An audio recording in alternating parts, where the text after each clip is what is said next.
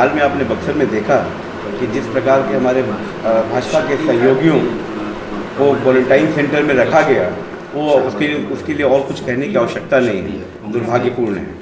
लेकिन मैं आपको अच्छा सवाल आपने पूछा, मैं आपको बोल देना चाहता हूँ कि कोरोना महामारी से निपटने के जो उपचार या जो सुविधाएं बक्सर प्रशासन के द्वारा किया जा रहा है, उसको उजागर करने का काम हमारे भाजपा के सहयोगियों के द्वारा ही किया गया है।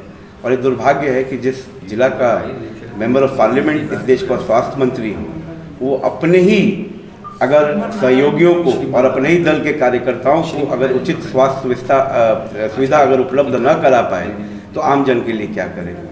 तो इसमें कहने को कुछ नहीं है, सब कुछ सामने दिख रहा है। मैं सिर्फ ये कहूँगा कि दुर्भाग्यपूर्ण है। वहाँ के डॉक्टर वहाँ के आने वाले मरीजों को निजी अस्पताल में आशा कर्मियों के माध्यम से भेजते हैं और उससे पैसा दोहन करते हैं। लगता है कि बड़ा जो है वो खेल यहाँ पर चल रहा है सदर अस्पताल में। तो बक्सर प्रशासन को उसका तुरंत संज्ञान लेना चाहिए और ऐसे दोषी डॉक्टरों को तुरंत निलंबित कर वहाँ पे पुनः ऐसे डॉक्टरों की वहाँ पे उनको स्थापित किया जाए जो इस प्रकार की हरकतों में वो मतलब संलिप्त ना हो। सर, सिविल सर्जन ये कह रहे हैं कि कमीशन खोरी का खेल इसलिए खत्म नहीं हो रहा है कि यहाँ के कुछ डॉक्टरों को आप जैसे राजनीतिक दलों के नेताओं का संरक्षण प्राप्त है। ये मैं इस बात को नहीं मानता। अपनी कमियों को छुपाने के लिए दूसरों पे दोष रोपना ठीक बात नहीं है। अगर वो मानती हैं कि यहाँ पे कमीशन खोरी चल रहा है तो वो एडमिनिस्ट्रेटिव हेड हैं, वो क्यों नहीं एक्शन लेती हैं? कौन उनको रोक रहा है? तो अपने नाकामी को दूसरे के सर पे फोड़ना ये उचित नहीं है।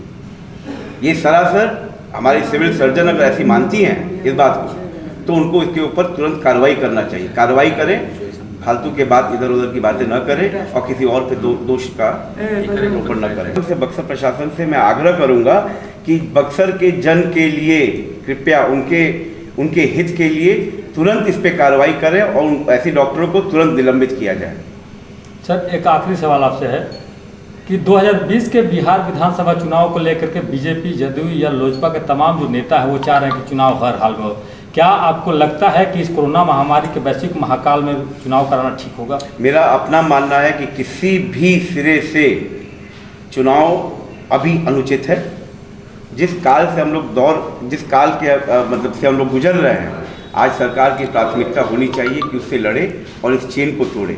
और अगर सरकार, बिहार की सरकार और भाजपा और लोजपा चाहती है कि चुनाव अभी हो तो ये बहुत दुर्भाग्यपूर्ण है। और आपके माध्यम से कह देना चाहता हूँ कि इस बात से आप एक बात जान लीजिए कि जितना रोष यहाँ की जनता में है वो आपको बहुत उचित जवाब देने जा रही है।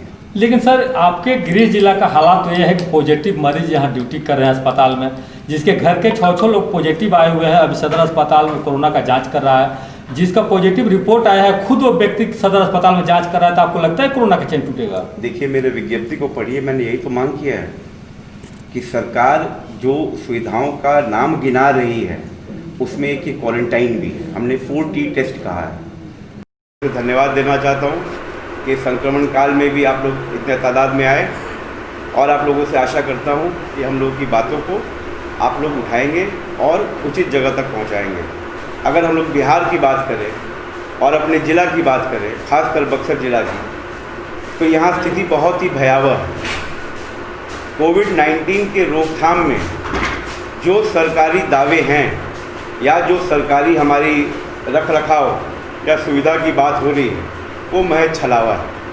वो सिर्फ कागज़ों पे दर्शाया हुआ आंकड़ा है या व्यवस्था जो बताई जा रही है वो सिर्फ कागज़ों पे है। वास्तविक स्थिति जो है या कहें ज़मीनी रियलिटी वो सत्य से परे है। मैं आप लोग के माध्यम से बिहार की सरकार से और हमारे बक्सर के प्रशासन से ये आग्रह करता हूँ हाथ जोड़ के कि बिना किसी भेदभाव के, बिना किसी के प्रति नरम होने की आवश्यकता नहीं है।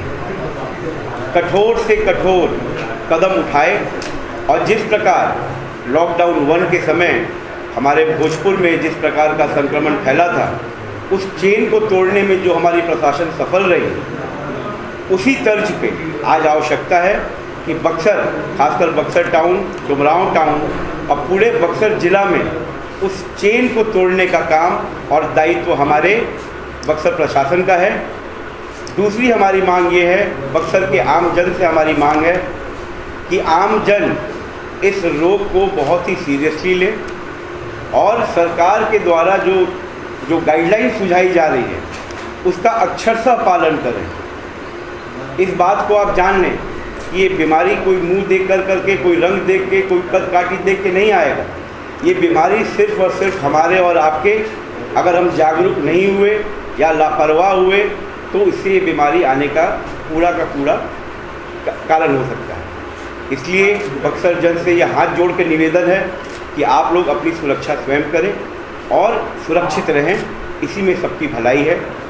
तीसरी मांग हम लोगों की है कि बिहार सरकार से हमारी मांग है कि बक्सर में जिस प्रकार संक्रमण फैल रहा है, आज ये आवश्यकता है। हमको ज्ञात हुआ कि हमारे बक्सर सदर अस्पताल में वेंटिलेटर के नाम पे मात्र 2 वेंटिलेटर हैं और उससे भी दुखद ये है कि उसको चलाने वाला टेक्नीशियन नहीं। तो क्या 17 लाख 18 लाख जहाँ जिस जिला की आबादी हो वहाँ मात्र 2 वेंटिलेटर पर्याप्त है? तो इसीलिए हमारी मांग है कि पूरे हमारे बक्सर में 2 अनुमंडल हैं, बक्सर अनुमंडल और डुमरांव अनुमंडल, इन दोनों में डेडिकेटेड 50 बेड कोविड के लिए निर्धारित किए जाएं, जिसमें वेंटिलेटर हो, ऑक्सीजन हो। ये सारी सुविधाओं से लैस सरकार को चाहिए कि तुरंत से तुरंत मुहैया कराए। ये हम लोग की प्राथमिक मांग है। और आप लोग को ज्ञात हो, अभी हाल में ही हमारे एक अधिवक्ता जन का मौत हुआ कोरोना से। ये भी ज्ञात हुआ कि सुविधा उपलब्ध नहीं थे यहाँ पे, जो एक कारण था उनके मौत का, वो बहुत दुखद था। इसीलिए आप लोग के माध्यम से आज के प्रेस कॉन्फ्रेंस में यही कोविड के मुद्दों को लेकर के बुलाया गया।